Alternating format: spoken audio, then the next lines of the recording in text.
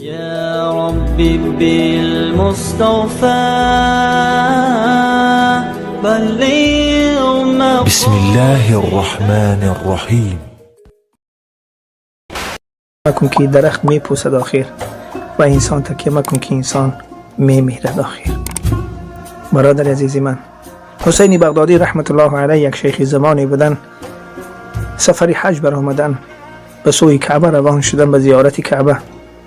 وقتی که در راه بر آمدن آبش تمام شد و به هر طرف نگاه میکرد، به طرف راست و چپ، و در ذهن مبارکشان آمد که شاید که در اینجا آبی باشد و برای خودش توشه آب یک مقدار آبی بگیرد و باز راه را دوام دهد.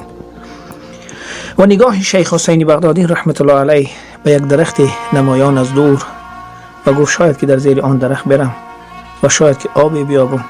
و بعدا میگه به حضور آن درخت رسید، نگاه کرد که در اونجا یک چاهی است، در درون چاه آبی است، آبی چاه به پایان رفته است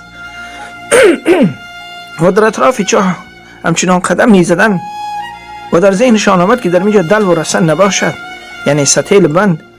در این فکر بدن که یک حالت بس صدای حیوانات دشتی، حیوانات بیابان را شنیدن و به سوی یک تیپه از خاک نگاه کردن که از پس آن تیپه خاک یک توده حیوانات بیرون شدن، سرا را به سوی آسمان کردن، آواز می برآوردن.